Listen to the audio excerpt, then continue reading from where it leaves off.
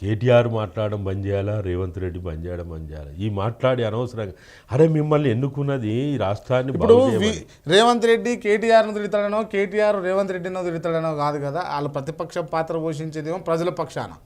వీళ్ళను ప్రజా సంస్కృతం చేయాలని చెప్పేసి ప్రజలు వీళ్ళు 10 ఏళ్ల పాలన వీళ్ళు ఏం చేయలేదు, మీరైనా చేయరురా అని చెప్పేసి వీళ్ళకు అధికారంగా అడ్డపెట్టారు.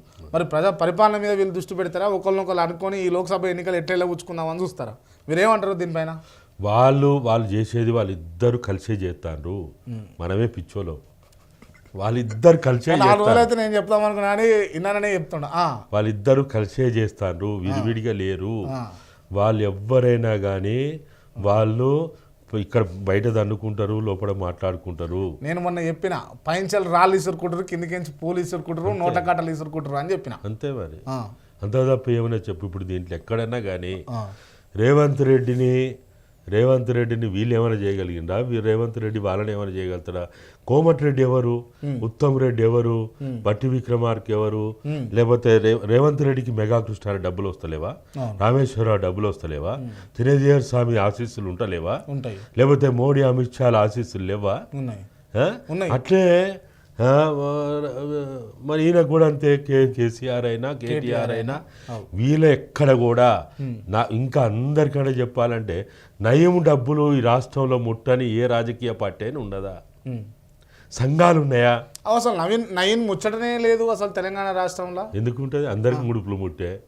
అప్పుడు ఆ కేసు డీల్ చేసింది DGP, X DGP Mahender Reddy గారు ఉండే. డీజీపీ గారు బాగానే దండుకున్నారు అని చెప్పేసి ఓ అడ్వకేట్ కూడా కేసు వేసాడు. నిజంగా ఆ మహేందర్ రెడ్డికి ఏమైనా పాత్ర ఉండేనా? అందరికి ముట్టినాయి, బరాబరి ముట్టినాయి. ₹1 ₹2 కాదు, వేల కోట్ల రూపాయల భూములు ముట్టినాయి, డబ్బులు ముట్టినాయి. అసలు నేను అందుకనే చెప్తున్నా, ఇదంతా పక్కన పెట్టి నయీం దగ్గర వసూలు చేసిన నయీం ద్వారా వచ్చిన డబ్బులు ఖర్చు పెట్టినా ఇవాళ అక్కడ కూలిపోయినాయి, నెర్రెలు బారినాయి, కుంగిపోయినాయి అన్న మేడిగడ్డని బాగు చేయొచ్చు, ఈజీగా చేయొచ్చు. అవును, ఏ కొట్లాట అవసరం లేదు, అసలు ఏ ప్రభుత్వ నిధులు అవసరం లేదు. ఇప్పుడు మీకు నా అవగాహన ప్రకారం మేడిగడ్డ కుంగిపోయింది, కూలిపోయింది అంటారు కదా, దాన్ని బాగు చేయాలంటే ఎంత ఖర్చు అవుతుండొచ్చు? ఇప్పుడు వాళ్ళు ఎల్ఎన్టీ వాళ్ళు ఒక ప్రపోజల్ ఇచ్చారు. ఎల్ఎన్టీ ఇప్పుడు ఎందుకంటే అది కన్స్ట్రక్షన్ చేసింది ఎల్ఎన్టీ వాళ్ళు, వాళ్ళకే దీని మీద పూర్తి సమగ్రమైన అవగాహన ఉంటుంది. లోపాలేమో నేషనల్ డ్యామ్ సేఫ్టీ అథారిటీ వాళ్ళు, NDSA వాళ్ళు చెప్పినప్పటికీ ఈ పనిచేసేటువంటి సంస్థ ఏదైతుందో అది ఇంటర్నేషనల్ వరల్డ్ వైడ్ ఉన్నటువంటి ఒక కంపెనీ, ఒక మంచి పేరు ఉన్నటువంటి కంపెనీ అది. కాబట్టి అటువంటి కంపెనీకి వాళ్ళు ఏదైతే ఒక ప్రపోజల్ ఇచ్చారో ఆ ప్రపోజల్ని స్టడీ చేసి వాళ్ళు, నాకు తెలిసి ఎంతో 760 కోట్లు ఏదో అంటున్నారు వాళ్ళు, ప్రైమరీ ఎస్టిమేషన్ అది. మరి ఆ 760 కోట్ల రూపాయలు మా దగ్గర లేవా? ప్రభుత్వం దగ్గర లేదు.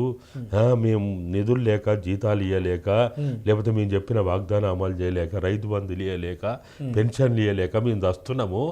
మా అదేదో అన్నాడు కదా ఆయన, లంక బిందెలు ఉన్నాయి అనుకుంటే కాలి బిందెలు ఉన్నాయి, కాలి బిందెలే ఉన్నాయి. మీకు ఒక సంస్థకు అప్పచెప్పి, ఒక క్రాంతికి అప్పచెప్పి, ఒక ఇన్నయ్యకి అప్పచెప్పి, లేకపోతే ఎవరికో ఒక వ్యక్తికి అప్పచెప్పి దీనికి కావాల్సిన డబ్బులు వసూలు చేయమంటే మనం బిచ్చం ఎత్తైనా మనం వసూలు చేయలేము. తెలంగాణ డబ్బులు ఇయ్యరా? ఎందుకు కాదు మరి? మనసుంటే మార్గం ఉంటుంది. వీళ్ళకి మనసు లేదా, చిత్తశుద్ధి లేదా? ఇప్పుడు వాళ్ళు ఎంతసేపు అంటే ఈ కాళేశ్వరాన్ని దోచుకున్నారు, కాళేశ్వరాన్ని అంతా మట్టున పెట్టారు, కాళేశ్వరాన్ని ఇబ్బంది పెట్టారు.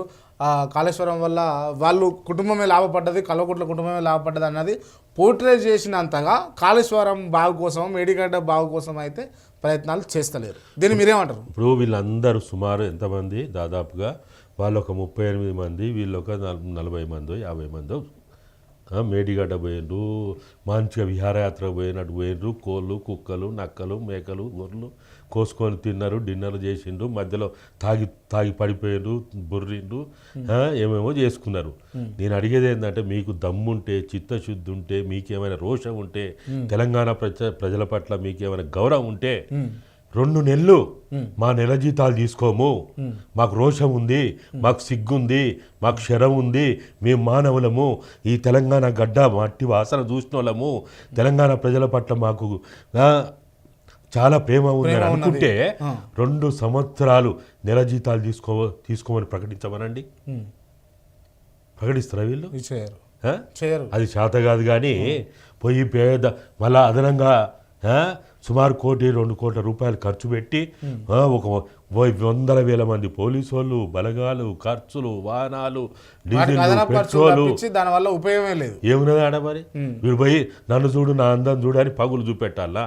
2023 అక్టోబర్ 21 తారీఖు నాడే ఈ ప్రపంచము మేడిగడ్డలో 34 పిల్లలు నిర్రలు బారింది అనేది మనం అందరం చూసినాము. తెలిసిన విషయం. కొత్తగా ఏముందాడా? ముఖ్యమంత్రి పోయి చూపెట్టాలా, ప్రతిపక్ష పార్టీ ఎమ్మెల్యేలు పోయి చూపెట్టాలా, మల్లారెడ్డి అనేటోడు ఒక బఫూన్ గాడు పోయి అక్కడికి పోయి ఇది నా ఏలు పడతలేదు, నా చేయి పడతలేదు, నేను పడతలేదు అని చూపెట్టాలా? ఇంత అవసరమా? అరే మీకు ఏమైనా సిగ్గుంటే, శరం ఉంటే 2 సంవత్సరాలు మేము నెల జీతాలు తీసుకోము అని ప్రకటించండి చూద్దాం.